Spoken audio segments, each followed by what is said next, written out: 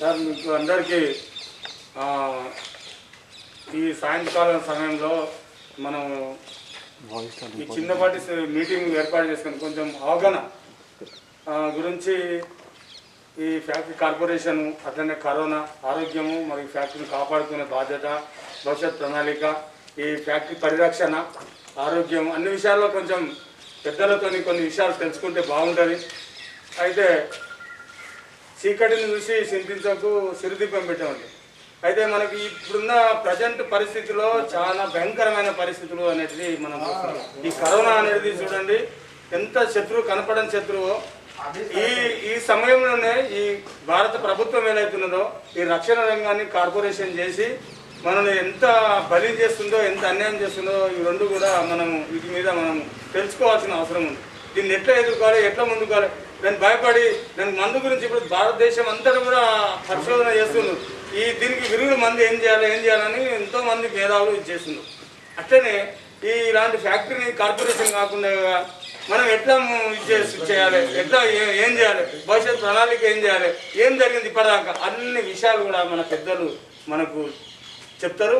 చాలా అనుభవం ఉంది వాళ్ళ ఆల్ ఇండియా ఆల్ ఇండియానే కాదు ప్రపంచం అంతా తిరిగి అన్ని ఫ్యాక్టరీలు అన్ని దేశాల మీద అన్ని అవగాహనలు ఉన్నాయి. కాబట్టి ఇవి చాలా అమూల్యమైనటువంటి సమయం ఇది. నేను ఎక్కువ మాట్లాడే సమయం వృధా కాకుండా అయితే పెద్దలతోనే ఇది ఎక్కువ క్లాస్ అనేది ఏదైతే ఉందో దాని మీద ఎక్కువ మనము కాన్సన్ట్రేషన్ విషయాలు తెలుసుకుందాం.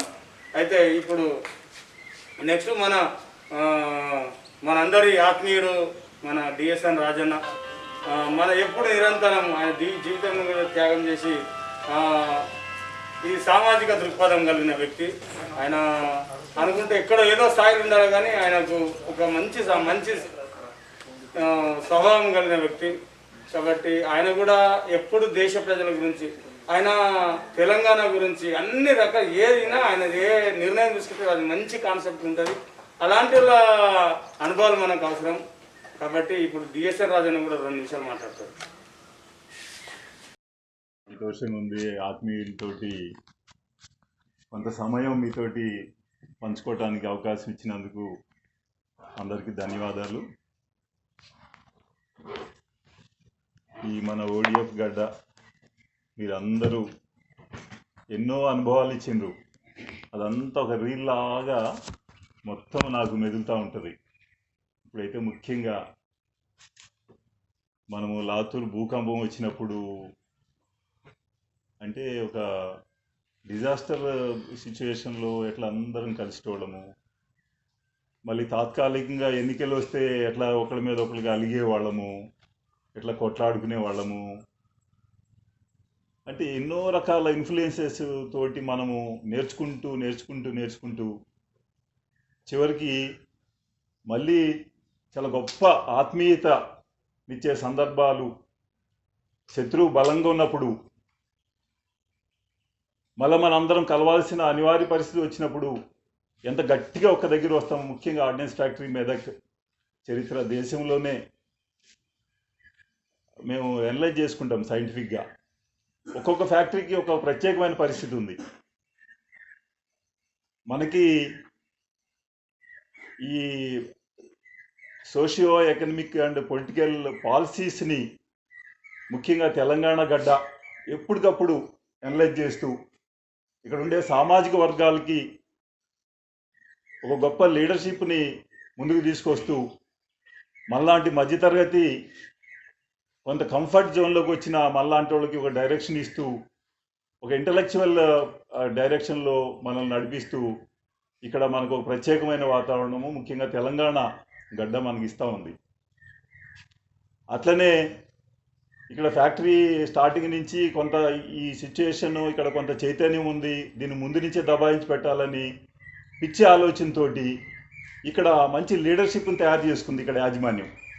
అంటే దబాయించి పెడితే భయపెట్టి వీళ్ళని ముందు నుంచే మనకి కంట్లో నలుసులాగా ఉండొద్దు అని ఆ భ్రమల్లో పోయి మంచి లీడర్షిప్ని తయారు చేసుకుంది ఇక్కడ. సో మనకి ఈశ్వరప్రసాద్ మన ముందులే మనకు ఒక గొప్ప ఉదాహరణ. ఆయన టైప్ 1లో ఉండి రకరకాల పోరాటాలు, ఆ పోరాటము ఆ ఎక్స్పీరియన్స్ మనకి మనం తప్పు చేసినామా, ఒకవేళ తప్పు చేస్తే ఆ ఎక్స్పీరియన్స్ నుంచి నేర్చుకున్నాం. ఓ ఓ ఓవర్ టైం స్ట్రగుల్ అది ఆ, ఒక అదొక ఎక్స్పీరియన్స్ మనకి. అంటే ఆ కింద మీద పడతా మనము రకరకాలుగా ముందుకు పోయినాం. అట్లనే ఓఎఫ్ఆర్యు అదొక ఎక్స్పెరిమెంట్. ఆర్డినెన్స్ ఫ్యాక్టరీ మెదక్లో అప్పటికి ఇంకా ఏబిసిడి వర్గీకరణ కూడా లేదు మన స్టేట్లో. అంటే ఇట్లా చాలా రకాల అనుభవాలు నాకు సుళ్ళు తిరుగుతూ ఉన్నాయి. దాంట్లో మీరందరూ నన్ను చాలా ఆత్మీయంగా నన్ను కలిపేసుకున్నారు. నేను మంచి పొజిషన్లో ఉన్న మాణిక్యం అన్న, నేను నేనేదో సానుభూతి చూపించే పరిస్థితులు లేను. నేను మంచి మీ అందరి ప్రేమలు, ఎక్కడికి వెళ్ళినా ప్రేమలు పొందే మంచి పొజిషన్లో ఉన్నా. నేను చాలా బలంగా ఉన్నా నేను. సో ఈరోజు ముఖ్యంగా మనం సందర్భానికి వస్తే ఖచ్చితంగా మనం అందరం ఒకటి కావాల్సిన పరిస్థితి వచ్చింది. అయితే మనము ఏదో ఫార్మాలిటీగా మాట్లాడుకునే సందర్భం అయితే కాదు ఇది. మనం ఎట్లా ఇంటికి పోయి కుల్లా మన ఫ్యామిలీ మెంబర్స్ తోటి లేకపోతే స్నేహితులతోటి అంతా ముంచేసిండ్రు కొడుకులు, రాజ్నాథ్ సింగ్ ఇంట్లో అంతా మ్యాచ్ ఫిక్సింగ్ అయింది అని ఎట్లా మాట్లాడుకుంటామో అట్లా మాట్లాడుకుంటేనే కుల్ల వాస్తవాలు మాట్లాడుకుంటేనే మనకు ఒక డైరెక్షన్ దొరుకుతుంది. మన లోపాలని మీటింగుల్లో బహిరంగపరచొద్దు. మన మన నేషనల్ లీడర్షిప్ని మనం తప్పు పెడితే ఎక్కడ మళ్ళీ మనము ఐసోలేట్ అవుతాము. ఈ సెషబిషలకు పోయి మనం ఫార్మాలిటీస్ తోటి ఉంటే మాత్రం ఇటువంటి సిచ్యువేషన్లో మనకు అది డైరెక్షన్ ఇవ్వదు. అందుకని చాలా ఓపెన్గా మనం ఒక వారము నేను ఒక ప్రపోజల్ మీ ముందు తీసుకొచ్చి తర్వాత అన్న అది భవిష్యత్తుని దర్శించి ముందలే హెచ్చరిస్తూ ఉంటాడు. మాకందరికీ ఎల్డర్ అయినా సుదర్శన్ అన్న, ఆయన ఈ సిచ్యువేషన్ చక్కగా విశ్లేషిస్తాడు. అయితే నా ప్రపోజల్ ఏంటిదంటే, మనం కొంచెం మధ్యతరగతి మనస్తత్వము, రిస్క్ని ఎక్కువ పారిపోయే దాంట్లోనే ఎక్కువ పర్సంటేజ్ ఉంటుంది మనకి. సరే వచ్చిన కాడికే మనం చూద్దాము, ఇంకా బేరసారాలు ఆడుకుందాము, అది ఇది అనే దగ్గర ఉంటాము. ఏదో స్ట్రైక్ అంటే ఇష్టం లేకపోయినా ఫార్మాలిటీ. ఆ సిచ్యువేషన్ నుంచి కొంచెం సీరియస్ సిచ్యువేషన్లోకి ఎప్పుడైతే వెళ్తామో, మనకు ఒకవేళ నిజంగానే మన బెనిఫిట్ కోసము, మన కోసమే మనం ఒక సెక్టేరియన్ మనస్తత్వంతో కొట్లాడినా ఎంతో కొంత లాభం ఉంటుంది. కానీ ఈ పైన మనము యాక్షన్ చేస్తే దానివల్ల ఏం ఉపయోగం ఉండదని, అందుకని ఒక నెల రోజుల నుంచి 40 రోజుల ప్రోగ్రామ్ని కనీసం 500 మందికి ఒక కార్యకర్త వాలంటీర్ లాగా వచ్చి, మనం ఒక దగ్గర వంట చేస్తున్నాము, అది అయ్యప్ప స్వామి మాలేస్తారు కదా 40 రోజులు, అట్లా ఒక 40 days ఒక సిస్టమాటిక్ ప్రోగ్రామ్, ఒక డిసిప్లైన్గా కొంతమంది కార్యకర్తలు ముందరకు వస్తే ఖచ్చితంగా ఇది ఒక డైరెక్షన్ ఇస్తుంది. మొత్తం ఆర్డినెన్స్ ఫ్యాక్టరీస్కి, డిఫెన్స్, ఇంకా ఎక్కడెక్కడ మోసపోయే కార్మికులకి ఖచ్చితంగా ఆర్డినెన్స్ ఫ్యాక్టరీ మీదకు ఒక డైరెక్షన్ ఇస్తుంది. ఆ ప్రోగ్రామ్ మనకు బ్రహ్మాండమైన ఇంటలెక్చువల్ ఏరియా మనకి అందుబాటులో ఉన్నారు, వాళ్ళు డైరెక్షన్ ఇస్తారు. ఇక్కడ ఒక్కటే నా ప్రపోజల్ ఏంటంటే, మీరు ఏం చెప్తే అది చేస్తామనే కార్యకర్తలు 500కి ఒక్కళ్ళు మన గ్రామాల్లో కూడా మనము అంటే ఏ అంశాలు ఇమిడి ఉన్నాయి అంటే, ఊర్లో సపోజ్ ఇప్పుడు అది నిమ్స్ జైరాబాద్ ఏరియాలో 1500 ఎకరాలు ఏమో అక్వైర్ చేసింది గవర్నమెంట్. అక్వైర్ చేస్తే భూములు పోయిన వాళ్ళకి ఇంత ధరిస్తామని చెప్తుంది. సరే 2013 యాక్ట్ మాకు కావాలి, అది ఇది రైతులు కొట్లాడిందో అదొక అంశము. కానీ రైతులకు సంబంధం లేకుండా ఇండైరెక్ట్గా రైతు కూలీలు అక్కడ పనిచేసే గ్రామంలో రకరకాల వృత్తులు ఎట్లా దెబ్బతింటాయో అనే అంశం ఎట్లయితే ముందుకు వచ్చిందో, అట్లనే భూములు పోయి గ్రామాల్లో 1000 ఎకరాల భూములు ఒక పర్పస్ కోసము, ఇందిరాగాంధీ వెనుకబడిన ప్రాంతము, ఇక్కడ నిరుద్యోగ చాలా ఎంప్లాయ్మెంట్ క్రియేట్ అవుతుంది, చాలా కుటుంబాలకి ఇది ఒక మోడలు, అది ఇదని చెప్పి ఆ కలెక్టర్ వాళ్ళు వచ్చి భూములు తీసుకునేటప్పుడు ఎట్లయితే ప్రామిస్ చేసిండ్రో, ఆ ప్రామిస్ ఇప్పటికీ పెండింగ్లో ఉంది. భూములు పోయి పైసలు రాలేవు రైతులకి, పిల్లలకు ఉద్యోగాలు రాలేవు. మీకు గుర్తుండే ఉంటుంది, అన్ని గ్రామాల్లో తిరిగి కుటుంబం మనం సర్వే చేసి ఎంతమంది పిల్లలు బేకారున్నారు, కనీసము లోపల జరిగే కాంట్రాక్టుల పనిలో వీళ్ళకి సొసైటీస్ రూపంలో మనం ఇవ్వాలంటే ఆ సొసైటీస్ వచ్చినట్టే వచ్చి మళ్ళీ వెనకపోయింది. అట్లా కాంట్రాక్ట్ లేబర్ పిల్లలు ఉన్నారు, ఇంకా నిరుద్యోగ పిల్లలు ఉన్నారు, భూములు పోయి పైసలు రాని రైతులు ఉన్నారు. 4 దశాబ్దాలు కాకముందులే మళ్ళీ భూమిని ఎవడికో ప్రైవేట్ వాడికి అమ్మేసుకుంటా అనే దగ్గరికి గవర్నమెంట్ వస్తే మేము ఊరుకోమని డిఫరెంట్ యాంగిల్స్లో నష్టపోయే, డైరెక్ట్ ఇండైరెక్ట్గా ఎఫెక్ట్ అయ్యే అందరినీ కలగలుపుకుని మనము ఒక కాంక్రీట్ ప్రోగ్రామ్ తయారు చేసుకుని దాన్ని మీరు లీడ్ చేయాలి. పర్మనెంట్ ఎంప్లాయీస్, వీళ్ళు మంచి లీడర్షిప్, ఈ సామాజికంగా ఆర్థికంగా వెనకబడిన కుటుంబాల నుంచి వచ్చి ఇక్కడ ఒక ఆపర్చునిటీని తీసుకుని మంచి ఇంటలెక్చువల్ దాంట్లోకి ఎదిగిన లీడర్షిప్ మీరు గైడ్ చేస్తారని, ఈ మూమెంట్ని నడిపిస్తారని, దేశానికి ఆర్డినెన్స్ ఫ్యాక్టరీస్కి ఒక డైరెక్షన్ మీరు ఇక్కడి నుంచి ఆర్డినెన్స్ ఫ్యాక్టరీ మెదక్ నుంచి వెళ్తుందని ఆశిస్తూ మీతో ఖచ్చితంగా నేను చివరిదాకా ఉంటాను.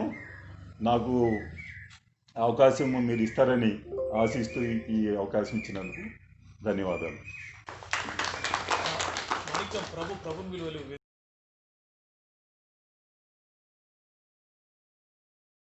సభాధ్యక్షులు మాణిక్యం గారు, అట్లాగే మన పెద్దలు, వేదిక నుంచి పెద్దలు, మై डियर फ्रेंड्स, ये आज मीटिंग इसलिए लगा है कि देश में एक चर्चा चल रही है, कारपोरेशन हो गए तो क्या होने वाला है।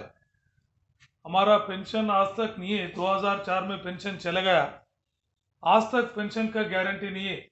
NMOPS बोल के 40,000 लोग दिल्ली में धरना किया रामलीला मैदान में, पर आज तक हम डिफेंस में ट्रेड यूनियन मूवमेंट एक भी प्रेशर नहीं डाल पाया, सिर्फ मीटिंग लगा रहे।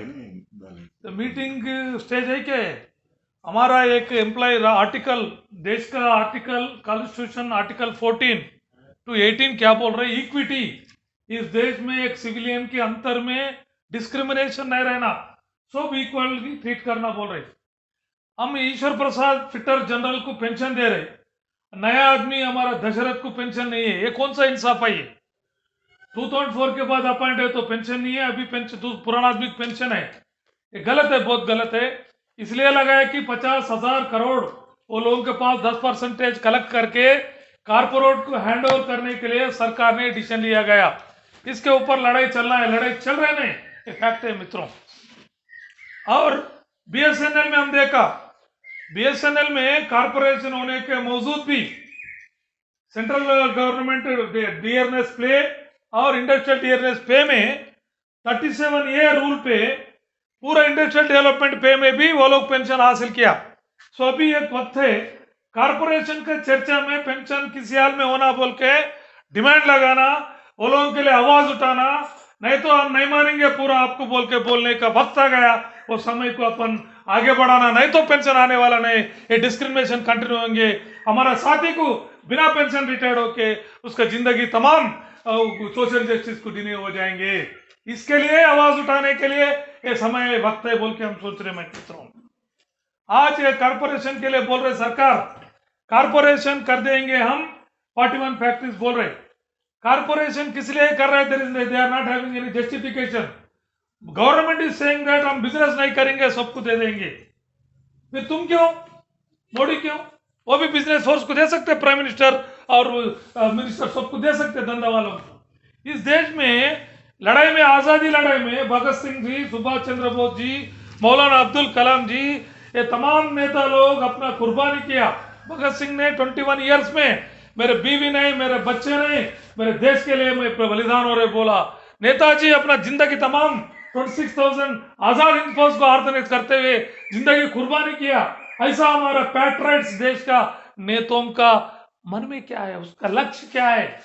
इस सोसाइटी को डेवलप करना, इस सोसाइटी में सोशल जस्टिस लाना, इस सोसाइटी में डेवलप हर एक आदमी होना, इंसान डिग्निफाइड लाइफ रहना, इसके लिए वो लोग कुर्बान है।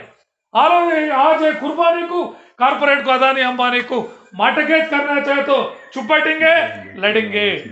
लड़ने के लिए हमारा फेडरेशन में मैं 2 टर्म एग्जीक्यूटिव मेंबर किया, मैं आवाज उठाया फेडरेशन में, भाई ये फीसर कोरिलेशन में चलो अटैक करो, बोर्ड बोले तो नहीं नहीं नहीं नहीं नहीं, लेट री देना बोल, नथिंग डूइंग, अब नहीं करे तो हम बैठेंगे वहां जाए बोलते। बाद में धरना किया तो यादव डर के फीसर कोरिलेशन किया। कब? 10 साल के पीछे। और 7वीं में 8 साल चले गए फीसर कोरिलेशन, अभी 4 साल चले गए। पूछने वाला है नहीं, लड़ने वाला है नहीं। सरकार बिना लड़ाई से नहीं देता, सिर्फ लेटर, सर्कुलर, पोस्टिंग, इससे नहीं होने वाला मित्रों, लड़ना भी जरूरत है। आज पे कमीशन में क्या हुआ? पे कमीशन भी हम सोचा ग्रेड पे कैसा है, एक ग्रेड पे बोल के 100 रुपए 10 साल को और 20 साल को 200 रुपया। एक लेबर को 10 साल के बाद प्रमोशन दिया तो 1800 to 1900। एक लेबर को दूसरा पे पेमेंट है 2400 आफ्टर 20 इयर्स। ये है क्या? ग्रुप ए ऑफिसर को 3 प्रमोशन में वो एकदम 10,000 के ऊपर जा रहे। आज पे कमीशन में हम लड़ना है बोला, पे कमीशन में फिटमेंट फार्मूला 2.57 सरकार बोले तो नहीं, गलत है ये। उठाओ आवाज 3.9 के लिए, देश पूरा आवाज उठा के 35,000 लोग दिल्ली जाके लड़ा, इधर कलेक्टरेट में मैं 300 लोगों को लेके हम लड़ा, कंपनी के सामने लड़ा, तो क्या हुआ? जुलाई 11 को हड़ताल करना था, जून 30 को राजनाथ सिंह घर में जाके एनजीएसएम नेताओं ने वो डिफर करके आ गया, 1 रुपए भी नहीं बढ़ा, सिर्फ ऑफिसर को। उसके बाद क्या किया? 12 से पे स्केल 12 से 3.9 कर दिया, वो लोग आगे बढ़ाया। कारण क्या है? मैं पूछा, इंडिया में एक ही ऑर्डिनेंस सेक्टर में 3,000 सिग्नेचर, पूरा 10,000 सिग्नेचर करके बोला शिव गोपाल मिश्र जी को जो साइन किया, वो लोग बोला please realise why you have defer this strike, realise और रिलीव फ्रॉम द पोस्ट, ये हमारा नारा है बोल के लेटर लिख के भेजा है। आज तक रिप्लाई नहीं है मित्रों। मैं लड़ा इंटरनल, बहुत लेटर लिखा, दम से लड़ा। उन्हें बोला हाँ आवाज 2007 में उठाया, ये सर्विस एम्प्लॉय है, you are not demanding properly piece work correlation, you are not demanding properly pay commission, you are not demanding any right. MSCP में सुप्रीम कोर्ट बोल रहे, सुप्रीम कोर्ट का जजमेंट में बोल रहे, पॉइंट नंबर 41, पॉइंट नंबर 42 में NGSM is accepted not contradicted. When NGSM is not contradicted, it is indirectly accepted. That's why we are not considering hierarchy scale in MSCP बोल के supreme court बोला। कौन लड़ना था? सुप्रीम कोर्ट में review petition डाला था, आज 200 लोगों को आ गया लेटर तुम्हारा रिकवरी कर दे बोल के, कौन फाइट कर? हमारा यूनियन तरफ से 3 फाइल किया, हाई कोर्ट को लगभग कम से कम 50 बार फिर के 14% डाल के लड़ रहे में, आज तक नहीं हो रहे। ये सुप्रीम कोर्ट का जजमेंट की वजह से, आर्टिकल 41 के वजह से देश में कोई भी जजमेंट सुप्रीम कोर्ट का जजमेंट को सुपरसीड नहीं करता, इसलिए पूरा लोग नुकसान हो रहे मित्रों। कौन है कारण? एनजीएसए में आवाज प्रॉपरली नहीं उठाया, बीपीएमएस ने अपना आवाज लेटर ही नहीं दिया, पे कमीशन ग्रेड पे दिया तो लेटर नहीं दिया, हड़ताल का नोटिस नहीं दिया, और ये इसके ऊपर आवाज उठाया नहीं। ये लोग हाई के भी, ये लोग की काम नहीं है। ऐसा हो रहे बोल के मैं आवाज उठाया। सर्विस एम्प्लॉयज फेडरेशन में सर्विस एम्प्लॉयज रहे तो तकलीफ अच्छा से रिफ्लेक्ट होता, प्रोजेक्ट होता। मेहरबानी से जेसीएम 1, जेसीएम 2, जेसीएम 3, जेसीएम 4 ये पूरा फेडरेशन का सर्विस एम्प्लॉयज को दीजिए। एज एल्डरस, एज एक्सपीरियंस पर्सन्स, आप हमारा वाइस चेयरमैन बनिए, एडवाइजर बनिए, पैटर्न मेंबर बनिए, इसको आगे बढ़े बोल के अनुरोध किया। लगातार 10 साल लड़ा मित्रों, 4 लेटर लिखा मैं रेजोल्यूशन यूनियन का बना के, आज तक वो लोग नहीं निकल रहे। विचित्र बात है कि आप कोई कमल हसन का सिनेमा देखा होगा, वो मूवी एक्ट था ना जी, एम cinema movie act Pushpak Viman में 5 रोल प्ले किया कमल हसन, 1 2 3 4 5। एन टी रामाराव ने दान वीर शूर खरना, दुर्योधन उनी, कृष्ण उनी, भीम उनी और सब उनी।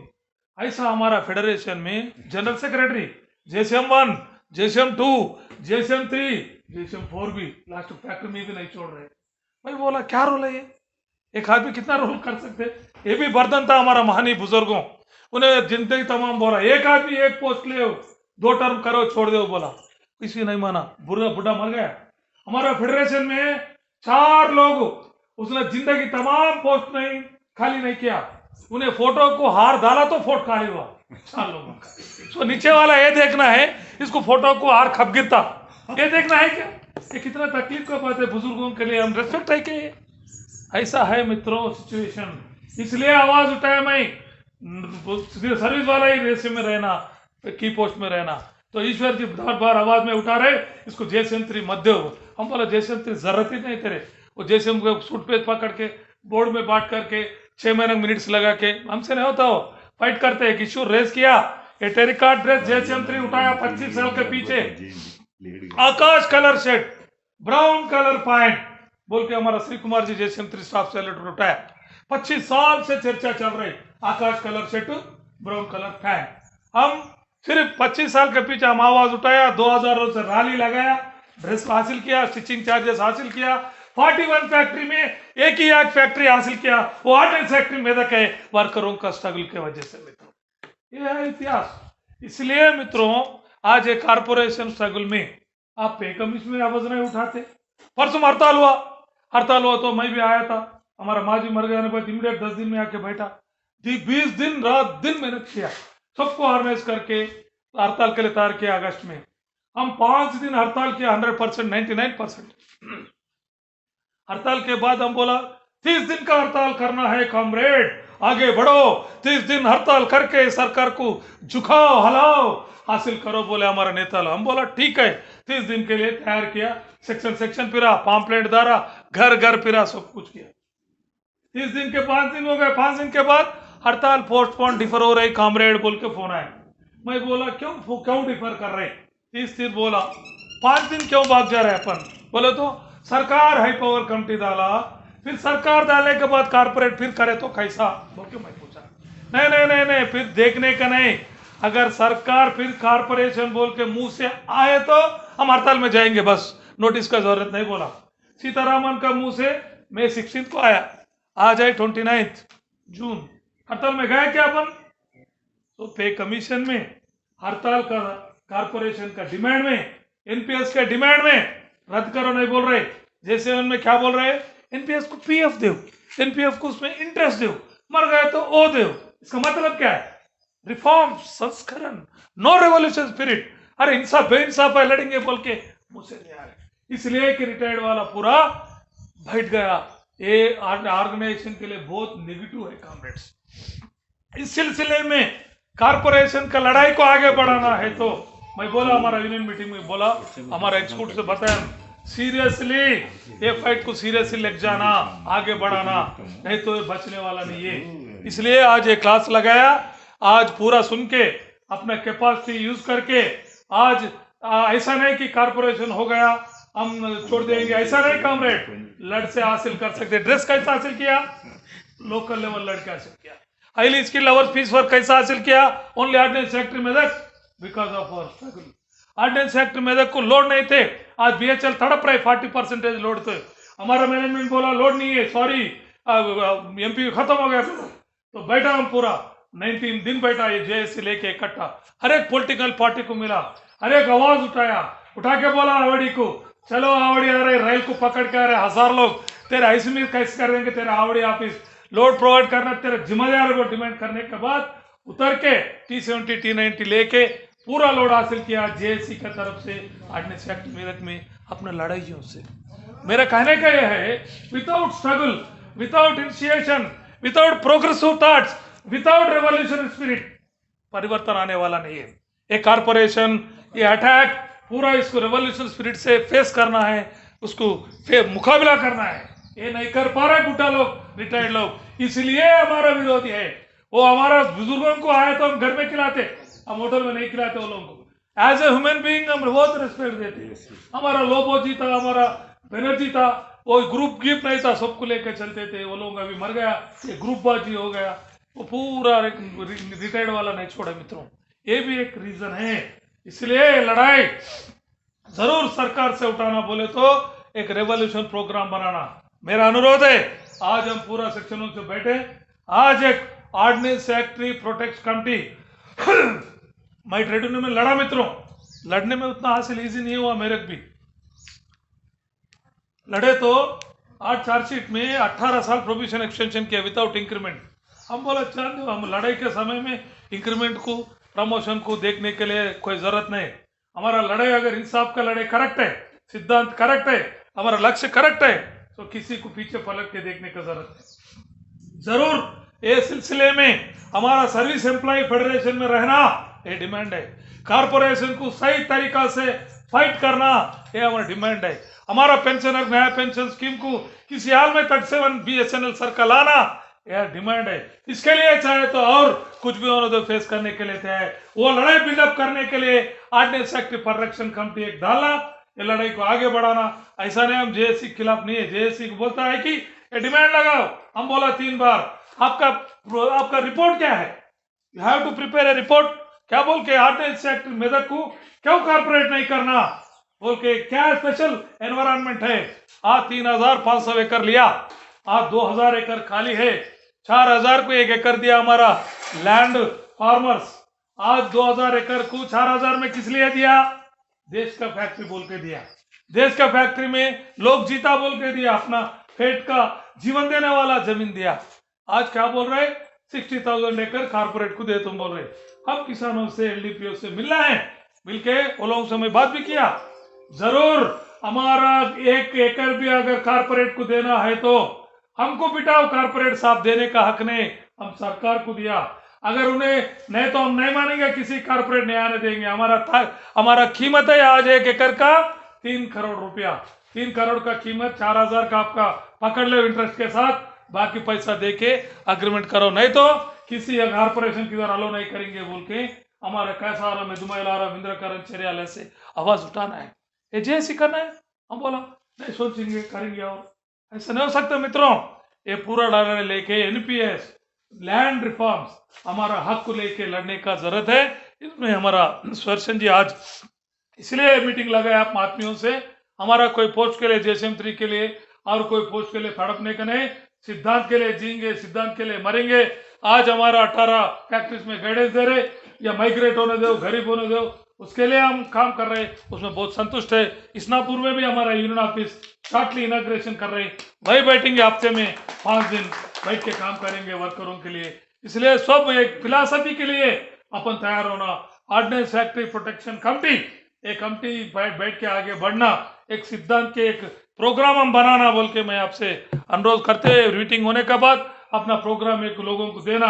ये ऑर्डिनेंस फैक्ट्री मेदक में इतिहास है, लड़के पूरा हासिल किया सो इतिहास है, इतिहास को निभाएंगे, आगे बढ़ेंगे कहते हुए जो मौका दिया इसके लिए मैं आभार हूं। धन्यवाद।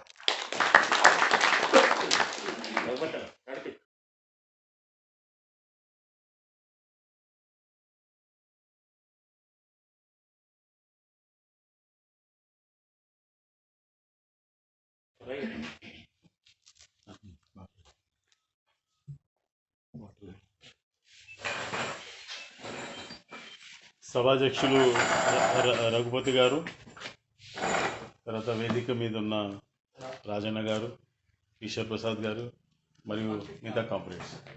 अच्छा, मेरे ख्याल से हिंदी में बोलना शायद ना, हिंदी अच्छा है, ठीक। सो मंच पर आसीन हमारे राजू अन्ना, हमारे ईश्वर भाई और बाकी साथियों, और कोरोना के चलते हुए ये ऐसे माहौल में भी इतने लोग आए। हमारे पहले वक्ता कह रहे थे कि बहुत कम लोग आए, मेरे हिसाब से मेरे को तो ज़्यादा लोग दिख रहे, क्योंकि इतने लोग तो कोई रोड पे भी नहीं दिखे मेरे को। जैसे मैं फैक्ट्री एंटर किया, कहीं लोग ही नहीं दिख रहे मेरे को, तो कम से कम यहाँ जमा हुए तो मेरे को तो अच्छा लग रहा। मेरे हिसाब से तो ये संख्या बहुत बड़ी है, कोई छोटी संख्या नहीं है। अच्छा, जो लास्ट में बैठे, मेरी आवाज़ सुनी आ रही है आपको? हाँ, ये ट्रेड यूनियन लीडर्स का जो है वो बचपन से माइक जरा ज़्यादा रहता है उसका, आवाज़ साउंड बॉक्स थोड़ा, जब निकलते समय बड़ा साउंड बॉक्स लेके निकलते। तो अभी मैं समझता हूँ कि मेरे लिए बोलने के लिए क्या बाकी है, पूरा तो अन्ना बोल दिए और राजना भी बोल दिए, लेकिन मेरे भी एक बहुत इंपॉर्टेंट आदमी है, नहीं दिख रहा, उनका नाम है राम राजन्ना बोलते हैं उनको, राजन्ना नहीं दिख रहे यहाँ पर। अच्छा, उन्होंने ही बोले मेरे को, अन्ना एक बार आके आप मीटिंग करना, क्या इम्पोर्टेंट कोई काम तो होगा, ठीक है, चलिए। तो साथियों, मैं ईश्वर अन्ना के जैसा कोई बड़ा जोशीला कोई उपन्यास करने वाला नहीं हूं। मैं आपके साथ बैठ के कुछ चर्चा करना चाहता हूं, कुछ संवाद करना चाहता हूं, चर्चा करना चाहता हूं। मैं तो चर्चा अनुకుంటున్నా। अभी माहौल क्या है, देश में माहौल कैसा है, पूरा दुनिया में माहौल कैसा है, और ऑर्डिनेंस फैक्ट्रीज में माहौल कैसा है, हम क्या स्टेप लेना चाहिए आगे चल के। अभी ईश्वर भाई बताए कि नेशनल लेवल में जो लीडरशिप है उनकी क्या सीमाएं हैं, किन सीमाओं में लीडरशिप है। लेकिन ये भी हकीकत है कि आप सारे सेंट्रल ट्रेड यूनियंस या फिर सारे सेंट्रल फेडरेशंस को छोड़ के आप अकेला भी क्या कर सकते हैं, ये भी सोचना है। तो इसीलिए हम जो है कबीले को छोड़ना नहीं चाहते, कबीले में रहना चाहते, लेकिन कबीले के अंदर हम जो है तब्दीली लाना चाहते। We want to be part of the tribe, we don't want to leave the tribe, but at the same time how do you bring a qualitative difference within the tribe?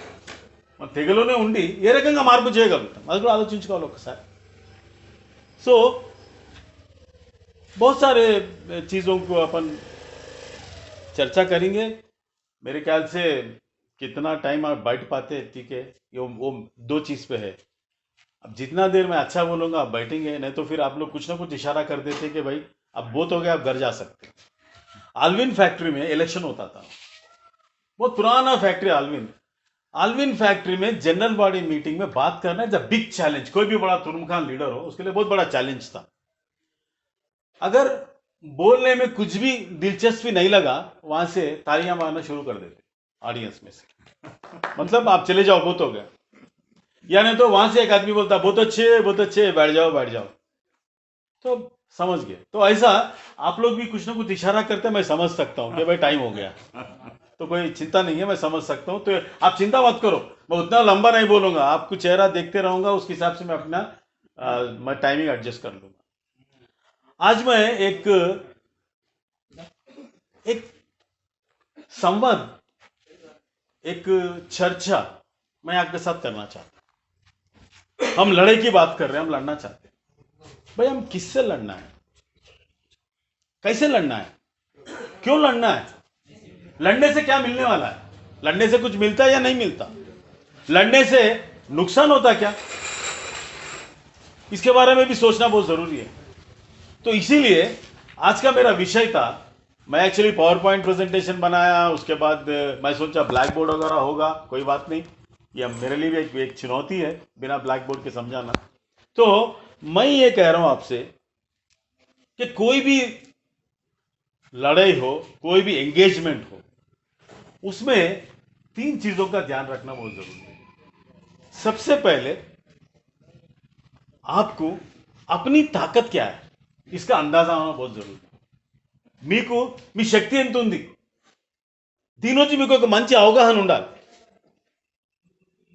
రెండోది, మీ శత్రువు దగ్గర ఎంత శక్తి ఉంది, आपके दुश्मन के पास कितना ताकत है, उसका भी आपको अंदाजा होना बहुत जरूरी है. अगर कोई लड़ाई में आपको दुश्मन का अंदाजा नहीं है, आप लड़ाई में जाएंगे तो मार खाते हैं. देखिए अभी हमारे 20 वीर जवान शहीद हो गए. वजह क्या है, आप दुश्मन के पास गए, आप नहीं समझे दुश्मन आप पे हमला करेगा, नुकसान हो गया. क्योंकि आप जो है दुश्मन की पहचान नहीं कर पाया. शत्रु गुరించి మీకు అవగాహన లేదు. You did not expect enemy is going to attack you. You went there and you are killed. नुकसान हो गया आपका. ये बहुत जरूरी है. दुश्मन को पहचानना बहुत जरूरी है.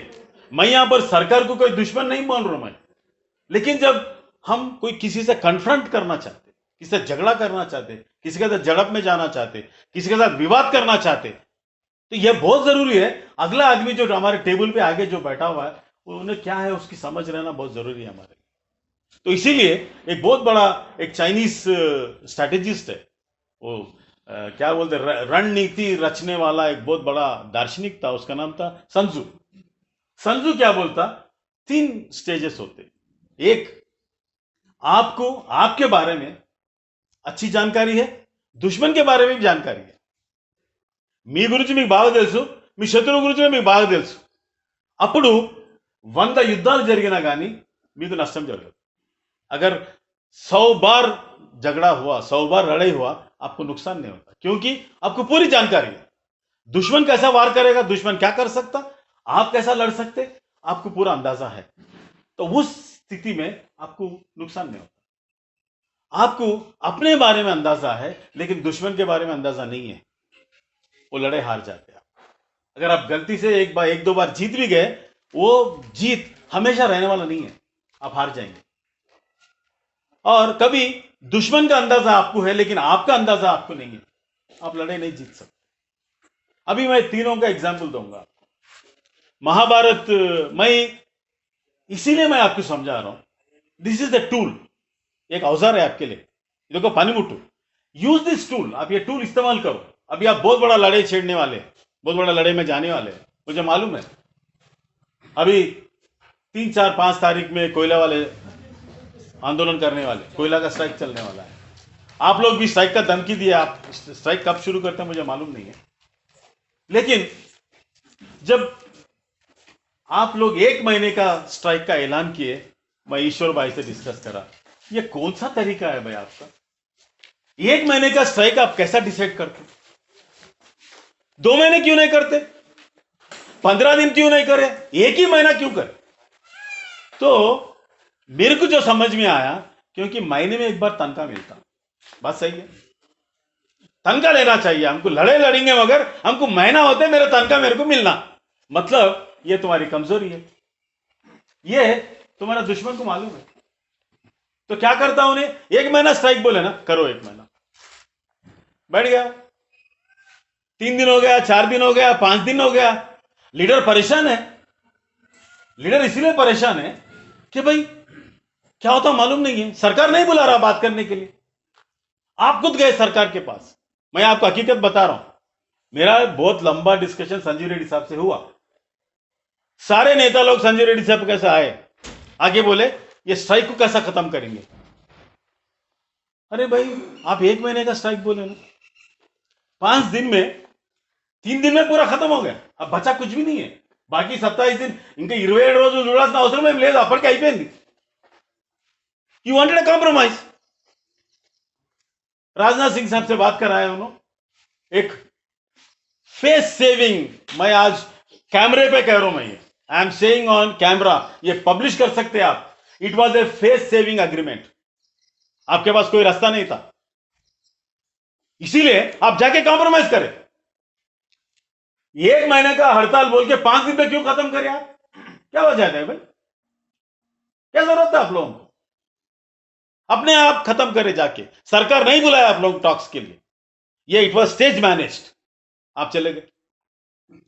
अभी फिर हड़ताल बोल रहे, उन्हें आपसे डरता क्या? आप बताओ मेरे को, आप दिल पे हाथ रख के सोचो, वो डरने वाला है तुम्हारे से? नहीं है। वो बोलता पिछली बार 1 महीना हड़ताल बोले, 5 दिन के बाद वापस हो गए। अब क्या होता, हम बहुत बड़ा हड़ताल करते, हम प्राइवेटाइजेशन के खिलाफ है, कॉर्पोरेटाइजेशन के खिलाफ है, बोलता स्ट्राइक करो। 1 हफ्ता 10 दिन के बाद डिसमिस करके फेंक देता कुछ वर्करों को, उसके बाद जाके बोलते डिसमिस वालों को वापस ले लो, हमारे नौकरी हमको वापस दे दो। डिमांड बदल गया आपका।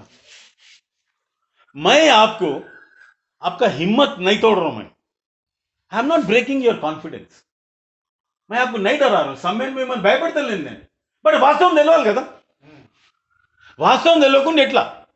ఇప్పుడు एक एग्जाम्पल आपको देता हूं, महाभारत युद्ध में अभिमन्यु मर जाता, सर उसको चोर मारे, और दुनिया में आज तक जो भी लड़ाई था, कोई भी धर्म युद्ध बोलते हैं ना, कोई धर्म युद्ध में कहीं भी धर्म नहीं है, याद रखो आप, कोई भी युद्ध में धर्म नहीं हो सकता। चाहे आप कुरान उठा के देख लो, चाहे बाइबल उठा के देख लो, महाभारत उठा के देख लो, कहीं भी देखो, हर जगह धोखाबाजी है, बेईमानी है, चोर मारे लोगों को। कोई भी युद्ध में कोई धर्म युद्ध नहीं था।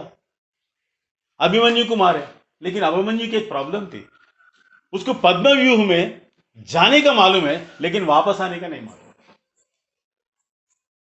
ఓడం తెలుసు కానీ రావడం రాదు। నేను మిమ్మల్ని పద్మవ్యూహంలో పోవద్దని చెప్తున్నా, పోతే ఒక కండిషన్ మీద పోండి, వాపస్ వచ్చే దారి కూడా తెచ్చుకోండి। యూ బీ ప్రిపేర్డ్, మీరు ఫస్ట్ ప్రిపేర్ అయి ఉండండి।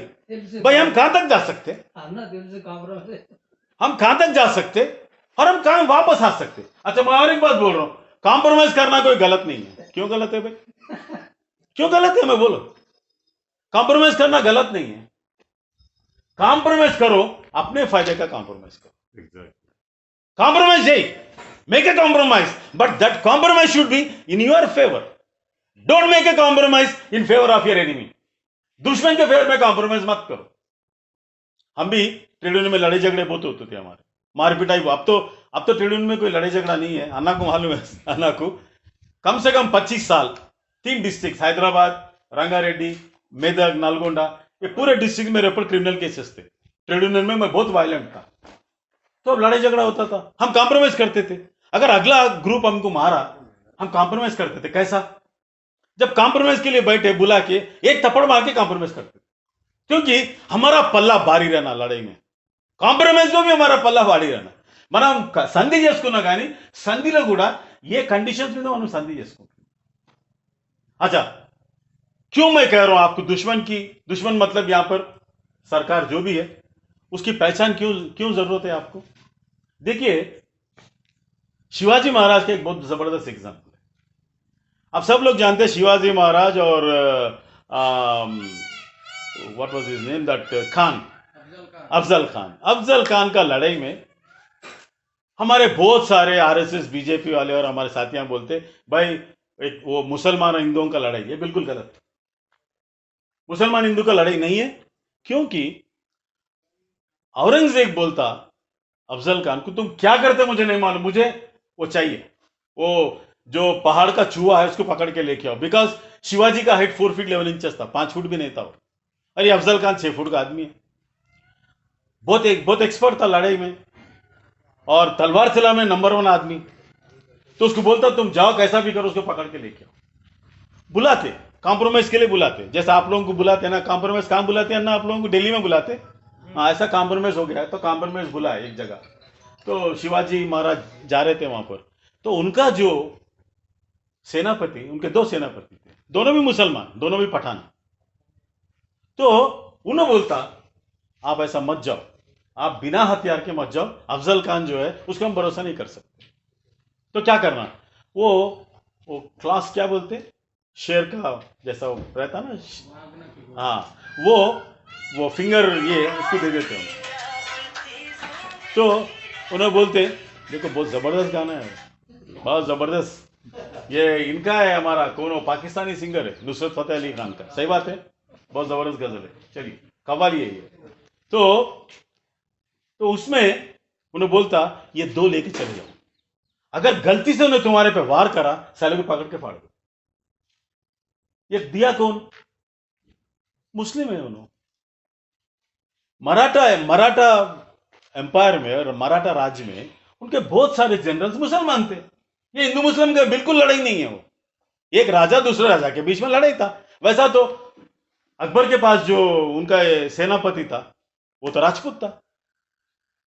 तो इन्हें जब वहां गया, जब शिवाजी महाराज वहां जाते, वो सब बात करने के बाद वो बहुत बड़ा आदमी ऐसा पकड़ के ऐसा तलवार निकाल के मारने जाता, जब तक इन्हों गुस्सा के उसको फाड़ के फेंक देते, क्योंकि ये पहाड़ चढ़ने वाले हैं। देखिए, आप सब इसमें कितने लोग जिम जाते हैं मुझे नहीं मालूम, रस्सी पकड़ के चढ़ना सबसे मुश्किल एक्सरसाइज है। रस्सी पकड़ के चढ़ो आप, यस, बहुत मुश्किल। आप 200 दंड मार सकते हैं, लेकिन रस्सी पकड़ के चढ़ो नहीं चढ़ सकते आप। तो ये माउंटेन में, पहाड़ी इलाके के लोग हैं, हाथों में बहुत जान होता, पकड़ के फाड़ देता। क्यों? तुमको मालूम है दुश्मन क्या करने वाला है, इसलिए तुम बच गए वहां पर। तुम्हारा ताकत का अंदाजा है, तुमको मालूम है तुम पकड़ के फाड़ सकते हो, उतनी ताकत है तुम्हारे पास, तुम फाड़ दो। मैं आपसे यही कह रहा हूं भाई, नेगोशिएशन जाओ। देखिए, जितना भी बड़ा लड़ाई होगा उसका सेटलमेंट टेबल पे होगा।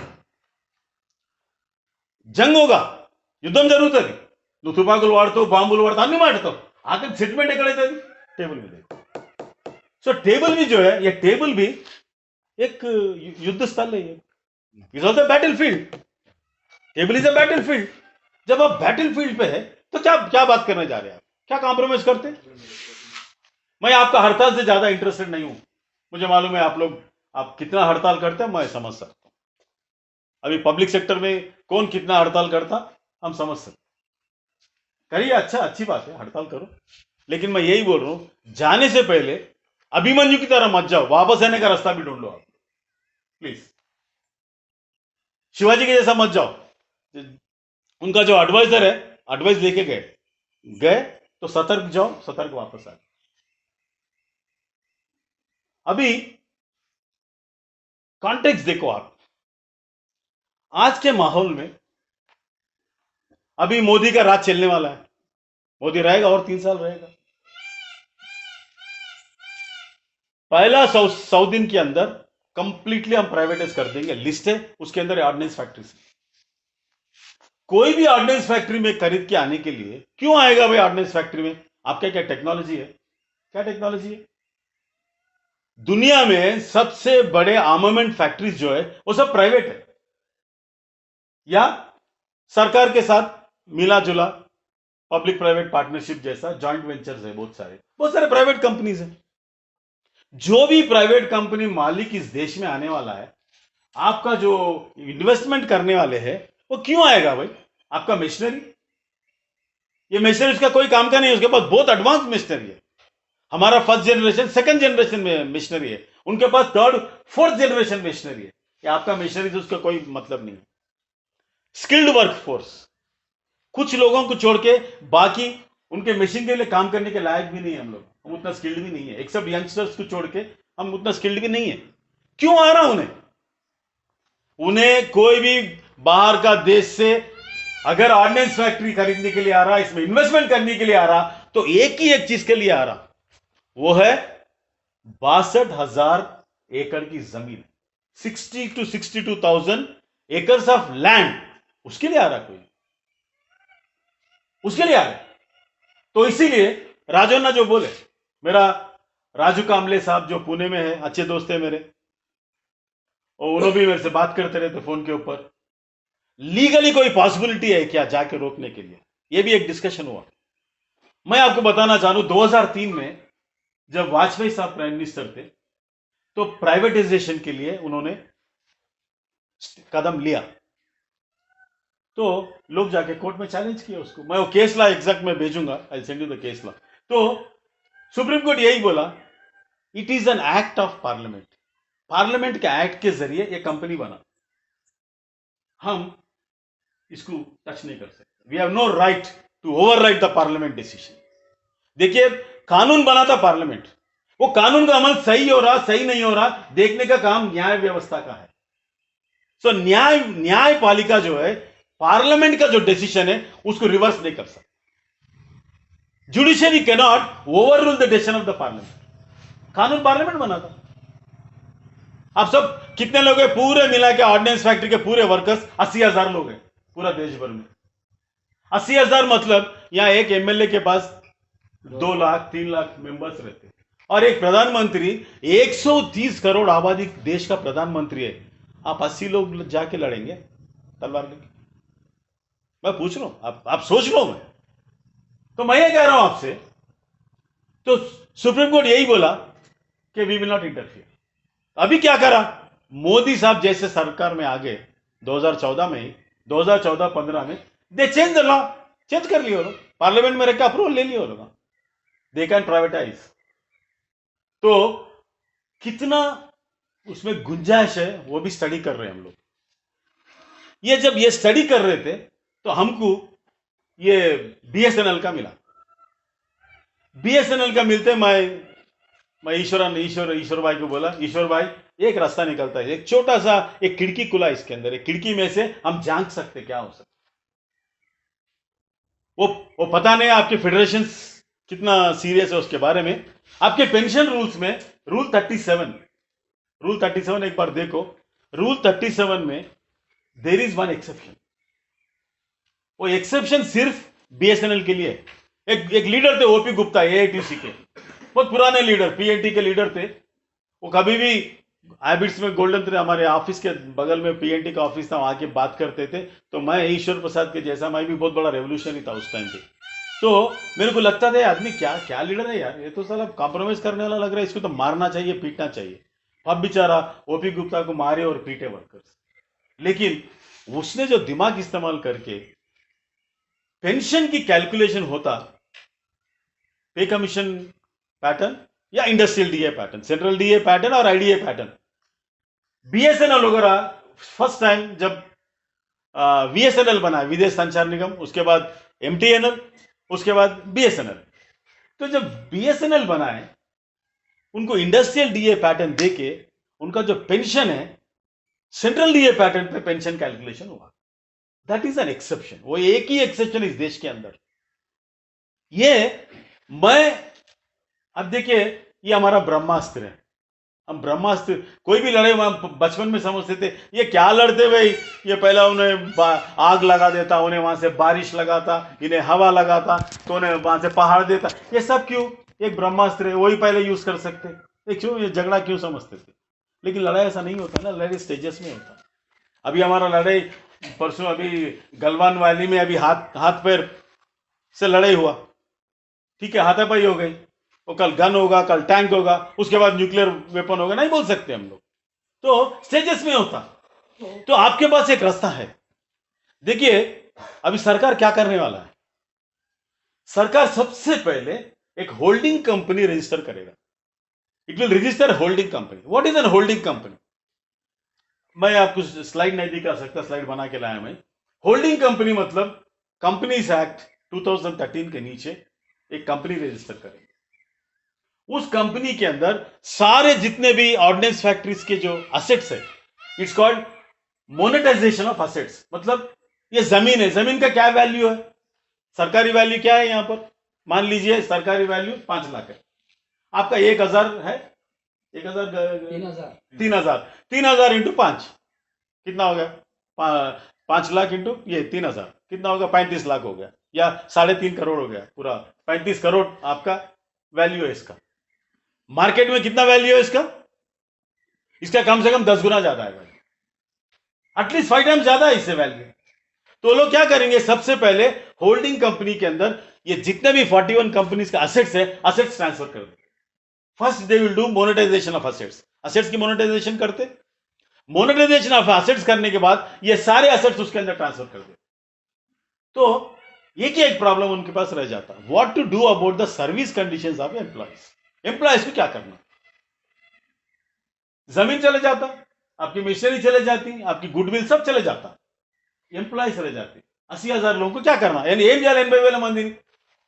हम समझते थे सबसे पहले जब 1991 में टीवी नरसिम्हा साहब आए, जब प्राइवेटाइजेशन हुआ, अब बहुत पॉम्फलेट्स लिखते थे प्राइवेटाइजेशन के खिलाफ, गोल्डन हैंडशेक के खिलाफ। बीएचएल में जब वीआरएस अनाउंस हुआ, मैं राजो ना हमारे एक रियल वर्कर्स यूनियन था, हम जाके लड़ते थे, हम बोले जाके प्रोटेस्ट करेंगे। लेकिन जितने भी वीआरएस लेके गए, उनकी फैमिलीज बैंड बाजा के साथ आए, आके उनको लेके जा रहे। हम पागलों की तरह अटैक है पिछोला निलबड्डम ने वीआरएस తీసుకొని హ్యాపీగా వెళ్ళిపోతున్నారు వాళ్ళందరూ। బ్యాండ్ బాజాలతో ఫ్యామిలీస్ వచ్చి పుంగిలు ఇంగిలు తీసుకొని డాన్స్ చేసుకుంటూ పోతున్నారు వాళ్ళు वीआरएस తీసుకొని। నేను ईश्वर भाई का अदे చెప్తున్నా, कल बहुत अच्छा वीआरएस ऑफर हुआ, इसमें से कितने लोग टिकते ईश्वर भाई आपके साथ? मुझे नहीं मालूम। देखिए सरकार ये करेगा। और आप बोल रहे कि कमला हासन 5 किस्म का एक्टिंग किया, नाकिने नागेश्वर राव नवरात्रि में 9 किस्म का एक्टिंग किया। लेकिन हमारे जो लीडर्स है वो 101 किस्म का एक्टिंग करते हैं। हमारे जितने भी एक्टर्स है, मेरा चैलेंज है, ये सारे एक्टर्स जाके हमारे पॉलिटिशियंस के पास ट्रेनिंग लेना चाहिए। उतना अच्छा ट्रेनिंग देते हमारे लोग। इसीलिए रिटायर होने के बावजूद भी अभी भी लीडर है आपके। मैं जब सेंट्रल यूनिवर्सिटी में लीडर था, सबसे पहले मैं रूल बनाया, बाहर का आदमी कोई नहीं आना लीडरशिप में, जो रिटायर हो गया कभी लीडर नहीं बन सकता। हम कानून बना के फेंक दिए जब हम बस सारे सेंट्रल यूनिवर्सिटी, कोई बाहर से कोई लीडर नहीं आ सकता। कॉन्ट्रैक्ट वर्कर का हो सकता है, लेकिन रेगुलर वर्कर का नहीं हो सकता। कानून बना दिए। अब ये बात हमारे ईश्वर भाई माइक के ऊपर बोल दिए, वो कैमरा के सामने। अगर ये वीडियो बाहर जाएगा, हमारे एचएमएस के लीडर्स और बड़े बड़े नेता बोलेंगे क्या बात है भाई, ईश्वर भाई बहुत बात कर रहे हैं आप। क्योंकि पूरे लीडर्स रिटायर्ड एम्प्लॉय। तो इसीलिए मैं कह रहा हूं, हम क्या है, पहले अपने आप की पहचान होना चाहिए। आप किससे लड़ रहे भाई? मोदी से लड़ रहे हैं, अपने फेडरेशन के लीडर से लड़ रहे, किससे लड़ना चाह रहे हैं आप? दोनों से लड़ना चाह रहे। कितना ताकत है आपके पास? मेरे हिसाब से तो आप लोगों का जितना मैं ताकत देखा हूं, 5 दिन का स्ट्राइक है। 6 दिन स्ट्राइक कर सकते नहीं कर सकते मेरे को तो मालूम। I want to be very very frank with you, very brutally frank with you. मैं बिल्कुल दिल खोल के बात कर रहा हूं आपसे। मैं कोई छुपाना नहीं चाहता। क्यों? कम से कम आप लोग याद रखेंगे, कभी ना कभी बोलेंगे भाई एक आदमी लीडर आया था, वो आदमी सच बोला यार, हम उसको बहुत गाली दिए लेकिन सच बोला। आप गाली दो मुझे, मेरी कोई प्रॉब्लम नहीं, लेकिन मैं सच बोलना चाहता हूं। लड़ाई में जा रहे तो कितना ताकत है। महाभारत में वो कौरव की मां गांधारी बेटे को बोलते दुर्योधन को, बेटा तुम मेरे पास नंगा, कोई कपड़ा नहीं पहनना, नंगा आ जाना तुम। तो इन्हों नंगा जाते रहता दुर्योधन।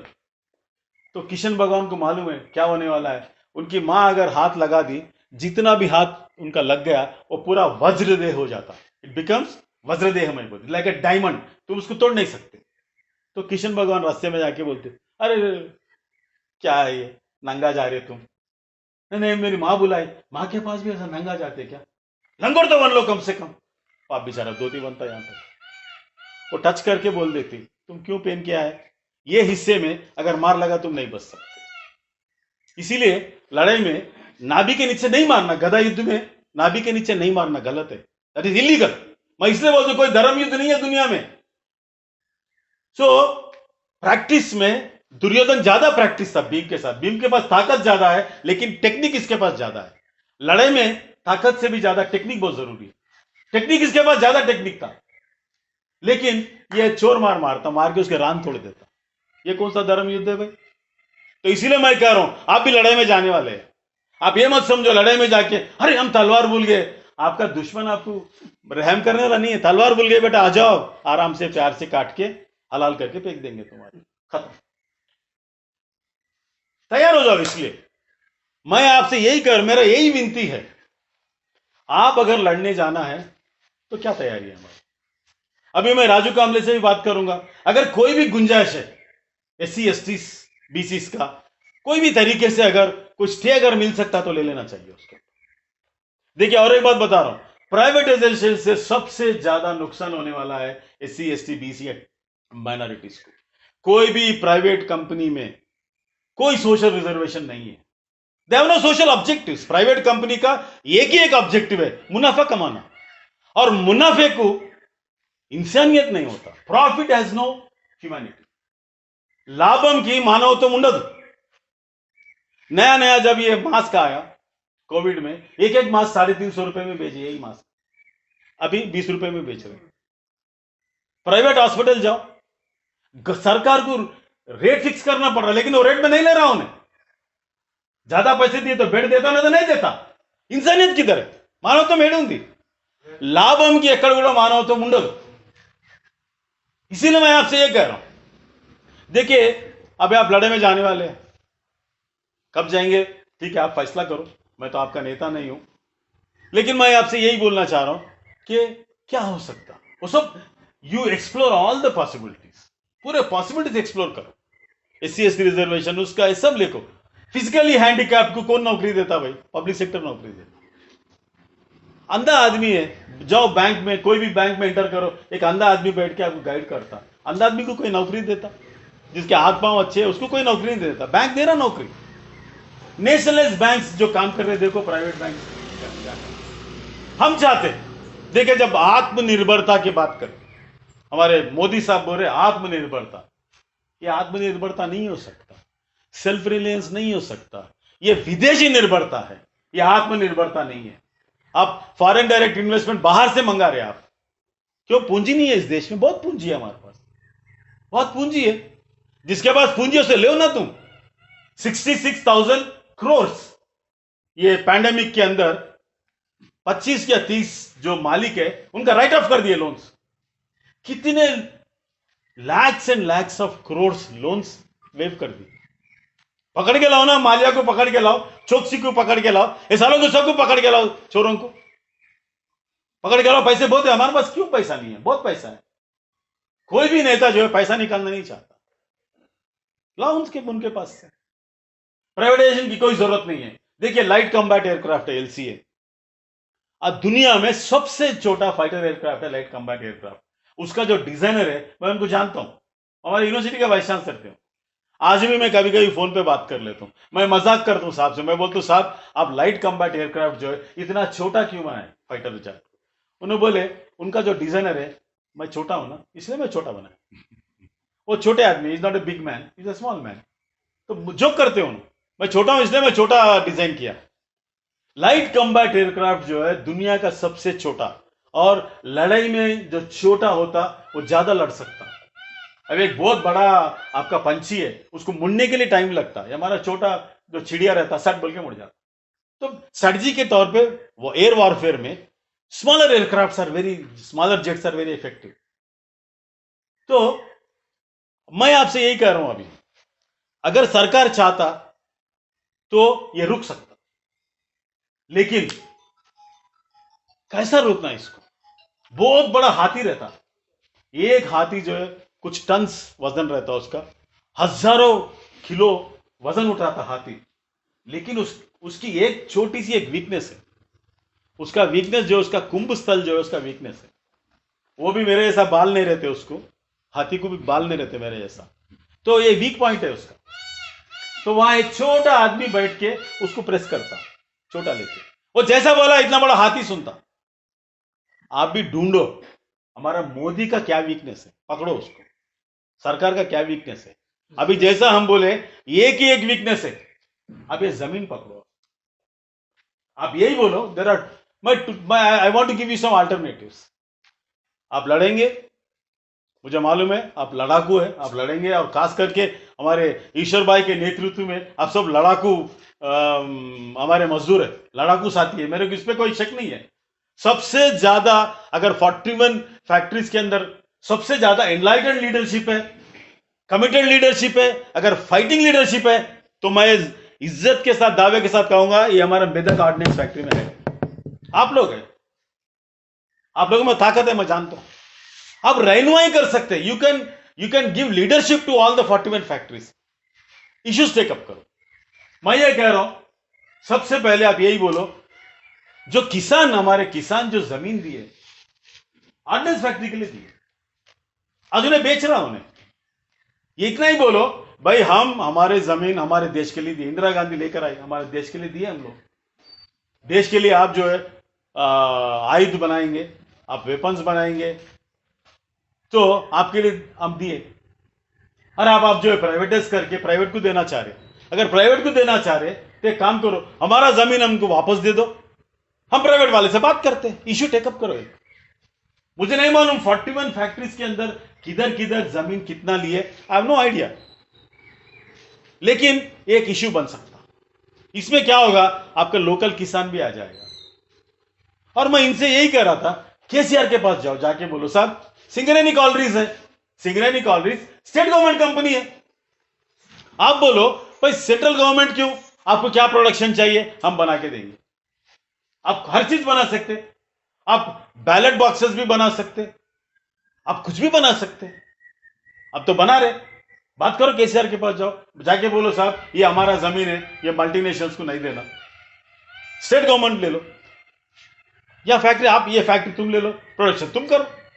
सिंगरेनी कॉलेज नहीं कर रहा क्या, कर रहा हो, ऑप्शंस रखो। मैं ये कह रहा हूं एक ही एक हथियार लेके मत जाओ, पिस्तौल रखो, बम रखो, तलवार रखो, लकड़ी रखो, खंजर रखो, सब रखो, keep lot of weapons, you must have a big inventory of weapons, बहुत होना चाहिए आपके पास। मुझे मालूम है आपको नेगोशिएशन में नहीं बिठाएंगे, सेंट्रल लीडरशिप बैठेगा, लेकिन अगर आप एक नया डिमांड लेके जाएंगे तो सेंट्रल लीडरशिप की भी आपके पास आना जरूरी होता है। इसलिए मैं ये कह रहा हूं, जैसे राजू अन्ना बता रहे थे, राजू अन्ना एक साल से हम लोग सोच रहे ये एक हो सकता क्या, how to save public sector, public sectors को कैसा सेव करना चाहिए, how to save public sector, ये बहुत इट्स अ बिग चैलेंज। क्योंकि सरकार हम जिसको इलेक्ट करके लाए वो खुद हमारा जमीन बेच दे रहा, अब किससे जाके बोलेंगे। తెలుగులో ఏమంటారంటే కంచెనే చేనే మేస్తుంది, कंचे चेनुन में से चेनुन और रखी।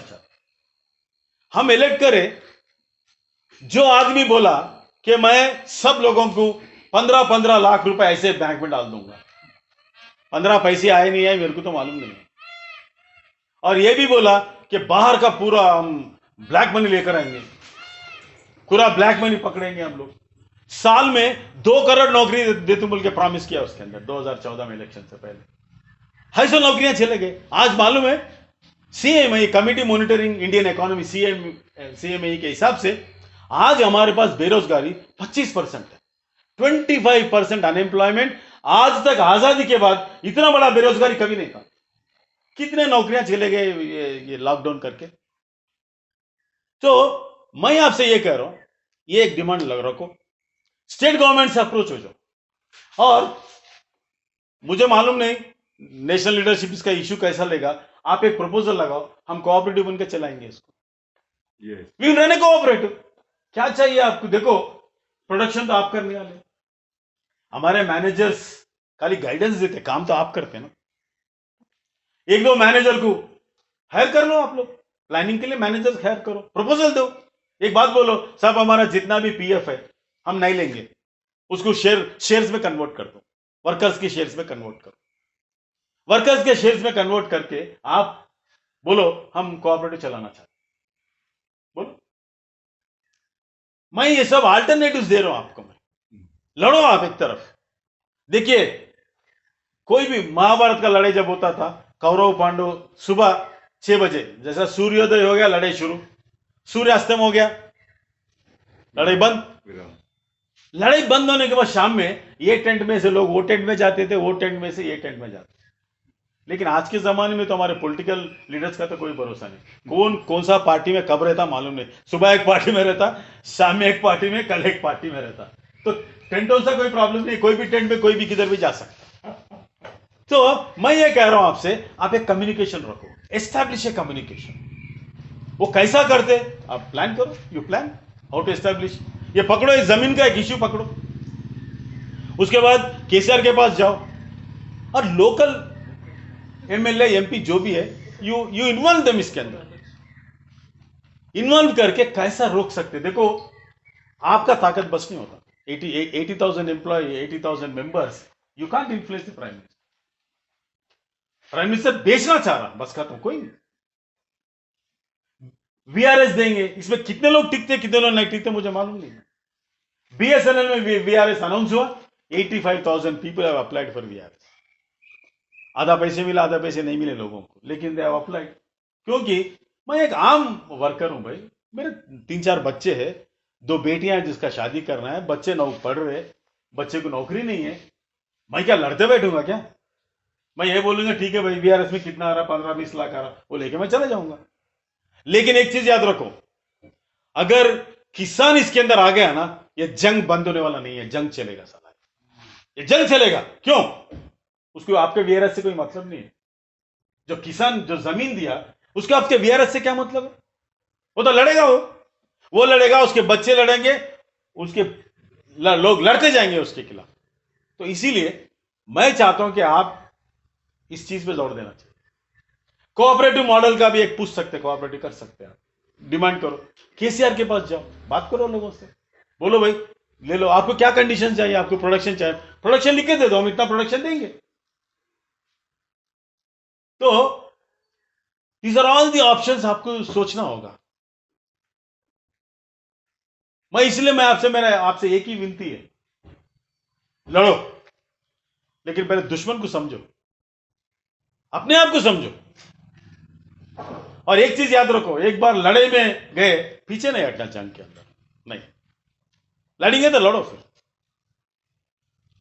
मैं जब यूनिवर्सिटी में ज्वाइन हुआ, I join as office assistant.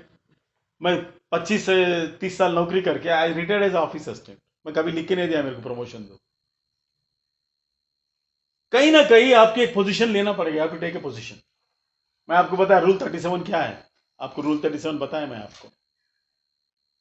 What is corporatisation? Corporatisation कुछ भी नहीं है, इमीडिएटली कोई प्राइवेटाइजेशन होने वाला नहीं है। मान लीजिए कल के दिन कॉर्पोरेटाइजेशन भी हो गया, इमीडिएट कोई चेंजेस नहीं आएंगे, it will take some time. इतना बड़ा ऑर्डिनेंस फैक्ट्री को खरीदने के लिए कौन आएगा बाहर वाला? कितने पैसे है उसके पास? उतने पैसे नहीं है लोगों के पास, पीपल आर नॉट रेडी। कोई भी आने वाला जमीन के लिए आएगा, देखो आए तो जमीन के लिए आएगा। आप मैं कितने एग्जाम्पल्स दूं, आलविन फैक्ट्री देख लो, पहले आलविन था, आलविन निस्सान हुआ, महिंद्रा निस्सान हुआ, अब महिंद्रा रह गया। जमीन किसका है? वो सरकार का जमीन है, किसानों का जमीन है। రైతుల భూమి అది ఎవరి చేతిలో ఉంది? అలా మహేంద్ర చేతిలో ఉంది. ఎక్కడికి పోతుంది ఇది? నీరు పల్ల మేరకు నిజాం దేవుడు ఎరుగు. पानी हमेशा डॉगन में जाता।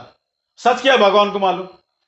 और ये पूंजीवाद समाज की कैपिटलिस्ट सिस्टम, पैसा हमेशा पैसे वाले के पास जाता। నీరు పల్లవేరుగా అంటారు కదా, డబ్బు డబ్బులు దగ్గరికి పోతుంది, అది డబ్బు లేని దగ్గరికి ఎప్పుడు రాదు డబ్బు.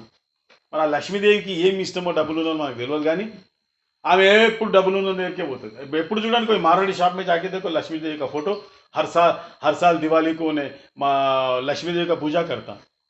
हम जो है आए तो पूजा करते, पार्वती देवी का पूजा करते हम, और पार्वती देवी के पास पैसे नहीं रहते, तो पैसा पैसे वाले के पास जाता. तो मेरा रिक्वेस्ट यही है, you have to take a position. क्या पोजीशन लेंगे आप सोचो, यू थिंक अबाउट इट, क्या कर सकते. और we will look into all the options, पूरे ऑप्शंस हम लोग देखेंगे. फिर कभी टाइम मिला तो फिर आके बैठ के बात करेंगे. लेकिन मेरा रिक्वेस्ट यही है, you think about it. Corporatisation immediately कोई प्राइवेटाइजेशन होने वाला नहीं है. They will first form A holding company. उस होल्डिंग कंपनी में एसेट ट्रांसफर्स होंगे, उसके बाद एसेट्स का मोनेटाइजेशन हो जाएगा, उसके बाद एम्प्लॉयज की बात आएगी. एम्प्लॉयज को क्या करना है, that is the third phase. तो इसीलिए मैं अब ज्यादा वक्त नहीं लेता, मेरे ख्याल से 1 घंटा से ज्यादा हो गया होगा. तो नेता आदमी को जो है बात करने से बहुत खुशी होती है, उसको खाने पीने का भी चिंता नहीं रहता, चाय का भी चिंता नहीं रहता, भाषण देते रहते बहुत खुश रहता हो. तो इसीलिए भाषण देने में हमको कोई अर्ज नहीं है, भाषण दे सकते. अगर किसी को कोई क्वेश्चंस है, मैं क्वेश्चंस टेकअप करना चाहता हूँ, if there is any questions. Otherwise land monetise చేసినప్పుడు మామూలుగా బయట పెట్టడానికి సపోజ్ 10 lakhs ఏదో డిసైడ్ చేశారు పర్ ఎకర్, 20 లక్షలు ఇస్తామంటే మాకు ఇవ్వలేదు. ये देखिए, आप एक बहुत बड़ा सवाल उठाया. मान लीजिए हम जमीन बेचना चाह रहे. हाँ చెప్పండి, తెలుగులో చెప్పాలి. हाँ ओके. देखिए इन्होंने तेलुगु చెప్తా. इन्होंने पूछा कि अगर मान लीजिए सरकार की तरफ से अगर 1 एकड़ का 10 लाख रुपए हुआ, हम 20 लाख देंगे, हमको देंगे क्या? మేము 20 లక్షలు ఇస్తాం, మాకు ఇస్తారా? మీకు ఇయ్యరు. You are not a bidder, you are not a bidder. Price is always quoted for a bidder. आप बिड नहीं करें, it will be given to a bidder. हाँ, मैं ये कह रहा हूं, इसीलिए मैं बोल रहा हूं, सारे वर्कर्स 80,000 वर्कर अगर मिलके बोलेंगे हमारा पीएफ का पैसा हम रखेंगे आपके पास, हमको कोऑपरेटिव में हमको फैक्ट्री दो, पूछो. मैं ये नहीं कर रहा हूं, నేనేమంటున్నా అంటే మన దగ్గర పీఎఫ్లు ఉన్నాయి కదా, పీఎఫ్ ఉంది కదా, అందరు వర్కర్లు చెప్తారు भाई మా పీఎఫ్ మేము తీసుకోము, మా కంపెనీ మాకి మేము నడిపించుకుంటాం, हम कोऑपरेटिव चला. पूछ के देखो, అవసరం లేదు. మనం ఏమంటామంటే ఇప్పుడు ఉదాహరణకి మన అంత పీఎఫ్ కలిపి ఒక 100 కోట్ల రూపాయలు అయింది అనుకుంటాం, అది మన తరఫు నుంచి. మనం బ్యాంక్ దగ్గర పోతాం, भाई 100 కోట్లునే మా దగ్గర, మేము పెడుతున్నాం, నువ్వు మాకు లోన్, నువ్వు చెప్తున్నావు కదా मैं लोन दूंगा, मैं सबको लोन दे देंगे, बोल रहा ना भाई. रोज सुबह उठ के निर्मला सीतारामन चिल्ला रही, मैं लोन दे रहा हूँ. देखेंगे क्या लोन देती हूँ. आपके मुद्रा लोन से आपके पास लोन्स लो, सोसाइटी रजिस्टर करो, और सरकार को बोलो जब हम 100 करोड़ लगा रहे, आप भी कुछ लगाओ इसके अंदर. अच्छा, आपके पास ये भी है, आप कोई कोऑपरेटिव बैंक्स को भी यूज कर सकते हैं इसके अंदर, आप LIC को यूज कर सकते. मैं ये कह रहा हूं, कोशिश तो करो. जब आप डिस्कशन टेबल पे जाएंगे, ये दंगल है, ये डिस्कशन टेबल दंगल है. दंगल पे जब बैठेंगे, खाली एक ही डिमांड है आपका, नो प्राइवेटाइजेशन. बातचीत नहीं हो सकता. There can not be negotiation. कैसा नेगोशिएशन हो सकता है बोलो? उन्होंने बोलता हम तो प्राइवेटाइज करेंगे. तो आपके पास ऑप्शंस होना चाहिए. मैं 37 ये एक बताया आपको, ठीक है भाई. किसी एक अगर मान लो, I am giving one proposal, आप बहुत गौर से सुनो प्रपोजल को. मान लो government says I will not remove a single worker. देखिए मैं बहुत गौर से सुनो, मैं बोल रहा हूं, I will not remove single worker. All 80,000 workers will be on rolls. I will privatise. मैं प्राइवेटाइज कर दूंगा. नए लोग जो आएंगे उनको ये रूल लागू नहीं होता. కొత్త వాళ్ళకి ఈ రూల్ వర్తించదు. ఈ 80,000 మందికి ఉన్న బెనిఫిట్స్ అన్ని ఇచ్చేస్తా. आई विल गिव रिजर्वेशन, आपका प्रमोशन पॉलिसी दे दूंगा, आपका स्केल दे दूंगा, आपका रिजर्वेशन सब दे दूंगा मैं. आप अग्री होते नहीं होते? दिल पे हाथ रख के बोलो. यस. तो मतलब हमारा देशभक्ति किधर गया भाई? देशभक्ति किधर है? हम भारत माता, हम जान दे देंगे, लड़ेंगे, बहुत देशभक्ति किधर है? हमारा भक्ति जो है सिर्फ हमारा भुक्ति तक है. हमारा भक्ति भुक्ति वरके ఉంది. నా ఉద్యోగం, నా బెనిఫిట్స్. వాడు అంటాడు నీ ఉద్యోగం ఇచ్చేస్తా, నీ బెనిఫిట్స్ ఇచ్చేస్తా, నీ ప్రమోషన్ పాలసీ ఇస్తా, నేను ప్రైవేటైజ్ చేస్తా. మీరందరూ పోయి సంతకాలు పెట్టేసి మోదీ జిందాబాద్ అని మళ్ళీ డబుల్ ఓట్లు వేసి గెలిపిస్తారు. నేను ముందే చెప్తున్నాను. I'm not joking, it's fact. लेकिन हमारा जो किसान जो जमीन दिया ना, वो कॉम्प्रोमाइज नहीं होगा. He will not compromise. वो बोलेगा बेटा तुम कहां से आए रे? तुम ये गांव के लोग हैं, तुम बाहर से आए, बेटा तुम नौकरी देख लिए, मैं छोड़ने वाला नहीं हूं, मेरा जमीन है. कौन रोक सकता उसको? हम इसीलिए बोल रहे हैं, आप as a leader, you are elected leader, you are a popular leader, you are a very popular leader. इसको इश्यू टेकअप करो. अगर आप टेकअप नहीं करेंगे, किसान अपना इश्यू टेकअप करेगा. और कल हमको दोष नहीं देना, हम किसानों के साथ हैं. हम आपके साथ भी है, किसानों के साथ है, हम दोनों के साथ हैं. हम आपको नुकसान नहीं चाहते, लेकिन हम किसान के साथ रहेंगे. तो इसीलिए नेगोशिएट करो. फर्स्ट टाइम जब बीएसएनएल बना, Videsh Sanchar Nigam limited, employment conditions alter नहीं करे वो लोग. एमटीएनएल बना, Mahanagar telephone Nigam limited, they have not altered the service conditions. BSNL बना, सर्विस कंडीशन ऑल्टर नहीं करे. Pay commission scales were altered in, were changed into industrial pay scales. उसके बाद अभी बेच दिया. तो ये फेज वाइज होगा. आज प्राइवेटाइजेशन, कल ही प्राइवेटाइज नहीं होगा. It will take some time, it will take 3 years, 4 years, 5 years. So you have to change your strategy. आप अपना स्ट्रैटेजी हर स्टेज पे बदलना पड़ेगा. अगर उन्हें जमीन पे लड़ता तो जमीन पे लड़ो, उन्हें हवा में लड़ता हवा में लड़ो, उन्हें पानी पे लड़ता पानी पे लड़ो. लेकिन at every stage you must have an alternative. ये हमारा अल्टरनेटिव. आप बोलो उसको, आप कॉर्पोरेटाइज करना चाहते करो, 51% शेयर सरकार के पास रखो. Why you want to give 74%? Take 51%, keep that 51% with the government. आप हमारे आपके फेडरेशन लीडरों से पूछो, भाई what do you mean by corporatisation? Corporatisation per se is not bad.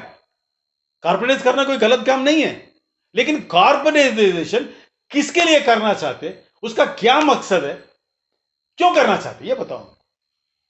हम कॉर्पोरेट के खिलाफ नहीं है. हमारा सर्विस कंडीशंस पूरे प्रोटेक्ट करो.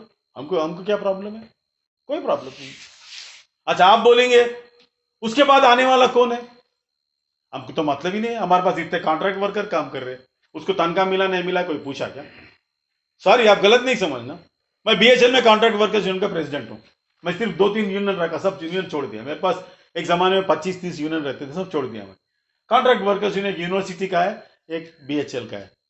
लड़के झगड़ के परसों हम अप्रैल महीने का तनख्वाह दिलाया कॉन्ट्रैक्ट वर्कर्स. बीएचएल में जो परमानेंट वर्कर लीडर सब जानते हैं मेरे को. वो लोग आके बोल रहे हैं अन्ना ये हो. मैं बोला आपको क्या मतलब है भाई? आपको 3 टाइम आप तनख्वाह मिल रहा. और हमारे बीएचएल वर्कर्स रेड्डी साहब के पास गए, संजू रेड्डी साहब हमको कैंटीन सब्सिडी नहीं मिल रहा, हमको ट्रांसपोर्ट सब्सिडी नहीं मिल रहा. अरे भाई तेरा साथी जो मशीन पे काम कर रहा उसको तनख्वाह नहीं मिला, तुमको उसकी परवाह नहीं है, चिंता नहीं है. तुमको तुम्हारा कैंटीन अलाउंस का चिंता है, तुम्हारा स्कूटर अलाउंस का चिंता है, तुम्हारा ट्रांसपोर्ट अलाउंस का चिंता है. ये कौन सा इंसाफ है? वो भी तो भारत देश का नागरिक है ना. వాళ్ళ దేశం ప్రజలే కదా, పౌరులే కదా, వాళ్ళు మన మనుషులే కదా. మరి మనము మనతో పనిచేసే కాంట్రాక్ట్ కార్మికులకు వ్యత్యాసం చూపించి మోదీ గారితో కొట్లాడుతున్నాం. ఏం కొట్లాడుతాం మనం? పూనాలో ఏం జరిగింది? మహార్ రెజిమెంట్ తుక్కు కొట్టి రాలని సమయం వచ్చింది, కొట్టేసిరు అంతే. మహార్ రెజిమెంట్ ఎందుకు గెలిచింది? నువ్వు సమాజంలో వ్యత్యాసం చేసినావు. వీడు నీచుడు, వీడు ముట్టుకోవద్దన్నావు. అందుకే వాళ్ళు ఏం చేశారు? యుద్ధం వచ్చింది, అవకాశం తోముడుదేమో అవతల పడేసారు, అయిపోయింది, खत्म. आज भी कोई भी बॉक्सिंग रिंग में देखो, you seen any boxing ring, काला आदमी जीतता, गोरा आदमी क्यों नहीं जीतता? जब गोरा आदमी रिंग में आया वो काले को पूरा याद रहता. हजारों सालों से सारे हमको गुलाम बना के आया, बेटा मार के साला जबड़े बड़े तोड़ के फेंक देते उसको. इसीलिए बॉक्सिंग में हमेशा ब्लैक लोग रहते. जब मौका मिलेगा हमारा कॉन्ट्रैक्ट वर्कर बोलेगा बेटा तुम जो है 25,000 30,000 का तनख्वाह लेके मेरे को 5,000 मिला तो मेरे बारे में नहीं पूछे, स्ट्राइक हो रहा, मैं जाके काम करता हूं, खत्म. Sorry, I am very Frank, मैं दिल खोल के बात कर रहा हूं आपसे। अगर मैं गलत बोला तो मेरे मुंह पे बोल दो, साहब आप जो बोल रहे गलत है। तो मैं इसीलिए मैं बोल रहा हूं आपको, आप लड़ाई में जा रहे, अभिमन्यु की तरह जाके मत फंसो, अभिमन्यु की तरह जाके मत फंसो, वापस आने का रास्ता भी देख लो आपको। तो इसीलिए अगर अगर कंडीशंस, अगर आप बात करके कंडीशंस बनवा सकते, इट्स अ गुड कॉम्प्रोमाइज मेरे हिसाब से। अभी देखो बहुत बड़ा जालिम बैठा हुआ है आज मोदी, इतना बड़ा जालिम, इस देश में करोड़ों लोग पैदल जा रहे, पैदल जा रहे, गांव को पैदल जा रहे। अरे तुमको रहम का बात नहीं है, ఒక్క మాట, అరే వాడు నడుచుకుంటూ పోతున్నాడు 1000 కిలోమీటర్లు, మనకి ఒక్క మాట మాట్లాడే నీకు మనసు లేదు। अब इससे क्या लड़ते? मैं कह रहा हूं इससे स्टेज बाय स्टेज लड़ो आप। एक स्टेज में you first protect your service conditions, service conditions protect करो और ये लैंड इश्यू ले आके सामने रख दो। अगर आप if you can protect your service condition, it's a big victory. ये साला फिर जाएगा 3 साल के बाद इलेक्शन के, नहीं आता, मैं पहले बोल रहा हूं, ये हार जाएगा इलेक्शन, चेंज होगा, जो भी चेंज होगा उससे हम निपटा लेंगे। हो सकता है इससे अच्छा आदमी आएगा, कोई बुरा आदमी आया, देखेंगे। तो you plan for a stage wise fight, stage wise retreat local. और दूसरी सबसे बड़ी चीज है, अब अन्ना बोले लोकल का, देखिए हमारे प्रधानमंत्री बोल रहे लोकल वोकल, पर अब एक तरफ लोकल वोकल बोल रहे, फिर आत्मनिर्भरता में why do want foreign direct investment, why not local direct investment, FDI की जगह एलडीआई क्यों नहीं आ सकता? मतलब ये सब गुमराह करने की बात है, ये जुमलेबाजी है, जुमलेबाजी। अब मैं ज्यादा बहुत सीरियस बात किया हूं, मैं एक छोटा उसका ही जुमला बोल के मैं क्लोज कर दूंगा। बाकी देखिए जब भी कोई भी तानाशा हो जाता, when there is a dictator, ఒక పెద్ద నియంత ఉంటాడు కదా సమాజంలో, అని ఏం చేయలేరు ప్రజలు, ప్రజలు ఏం చేస్తారంటే మనం జోక్స్ చేస్తూ ఉంటాం, जोक्स बनाते रहते उसके ऊपर। तो पाकिस्तान में एक बहुत बड़ा जोक था, जियाउल हक फर्स्ट टाइम जब बड़ा इलेक्शन नहीं लगा, उन्हें प्रेसिडेंट था, मिलिट्री ऑफिसर्स हर 15 दिन 20 दिन में बाल कटाते, बाल सर पे बाल रहने दो नहीं रहने दो, बाल कटाते, मैं भी कटाता हूं महीने में एक बार। तो बाल कटाने जाता था तो नहीं पूछता था उसको, जनरल साहब इलेक्शन कब होगा? हाँ भाई करेंगे, इलेक्शन करेंगे, चेजा इलेक्शन चेजा। कभी भी गया तो पूछ रहा कि भाई जनरल साहब इलेक्शन कब हो रहा? एक बार जियाउल हक साहब को गुस्सा आ गया, उन्होंने बोला अरे साले जब भी मैं बाल कटाने आता हूं तो इलेक्शन है बोलता, अगर इलेक्शन आइंदा इलेक्शन पूछा बेटा तेरे को हैंग कर दूंगा, सूली पे चढ़ा दूंगा, ఊరే చేస్తాను ప్రతిసారి ఎలక్షన్ అడిగినా అంటే। मैं बोला जनरल साहब आप मेरे खुदा है, आप मेरे सब कुछ है, मेरे को इलेक्शन से कुछ भी लेना देना नहीं है साहब। जब मैं इलेक्शन की बात करता हूं आपके बाल खड़े हो जाते तो मेरे काटने में आसान होता, इलेक्शन है नहीं नेटिकल निलबड़, तो मेरे काटने में आसान होता। तो मैं मोदी साहब के ऊपर एक जोक बनाया 1 साल के नीचे, मैं बनाया है, इसका पेटेंट नहीं ले रहा हूं मैं, I believe that knowledge belongs to society, मेरे पेटेंटिंग की जरूरत नहीं है। आईएनटीसी का बहुत बड़ा अधिवेशन हुआ था रायपुर में, 5000 वर्कर थे, तो मेरे को बाद में बोला मोदी साहब भी जो है, देखिए मोदी साहब का खर्चा कितना होता पर डे, उनका खर्चा 1,62,00,000 रुपए पर डे, उनका खर्चा 1,62,00,000 is the expenses per day Modi का। जब जवाहरलाल नेहरू साहब का खर्चा था 25,000 रुपए पर डे, तो उस टाइम पे उन्होंने राम मनोहर लोहिया ने एक पर्चा बांटा उस टाइम पे, बोला कि देश के अंदर एक आम आदमी का खर्चा 3 आने हैं, 3 అనాలు, అప్పుడు అనాలు ఉంటుండే కదా, కల్దార్ గిల్దార్ అవన్నీ ఉంటుండే, 3 आने, और तुम्हारा खर्चा 25,000 रुपए पर डे। हमारा मोदी साहब आज हमारा मिनिमम वेज कितना है भाई? 7-8 हजार रुपए, और हमारा मोदी साहब का खर्चा एक रोज का 1,62,00,000 पर डे, उनका खर्चा। पार्लियामेंट में उन्होंने जो सबमिट किया, एंड पर एनम 500 करोड़ का खर्चा है उन लोगों का। तो मैं उनके ऊपर एक जोक बनाया, हमारे मोदी साहब भी जो है, आपको मालूम है ना, जो सूट पहनते 10 लाख रुपए का सूट रहता है, it is 10 lakhs rupees, not less than 5-6 lakhs। So he also goes for cutting, हर महीना बाल कटाने जाते हैं, उन्हें दाढ़ी भी बनाने जाते, तो ना ही पूछता साहब मेरे 15 लाख कब आ रहे, जब भी बाल कटने साहब मेरे 15 लाख रुपए कब, 10 లక్షలు ఎప్పుడు వస్తాయని। मोदी साहब को गुस्सा आया, अरे बोले बेटा हर बार मैं जब भी बाल बनाने आ रहा हूं तो मेरे को पूछ रहा है 15 लाख रुपए कब आते, साले तेरे को यूएपी एक्ट 2019 में बंद कर दूंगा साले को। तो बोला साहब आप मेरे भगवान हैं, आप मेरे किशन भगवान हैं, आप ही मेरे राम भगवान हैं, मेरे को आपका 15 लाख से कुछ भी काम नहीं है साहब। जब भी मैं 15 लाख की बात करता हूं आपके बाल उठ के खड़े हो जाते, मेरे काटने में आसान। 15 లక్షలు అడగానే ఎంటికలు నిలబడతాయి, నా కట్ చేయడానికి ఈజీ। ఐ స్టాప్ హియర్, कुछ क्वेश्चन है तो पूछ सकते हैं।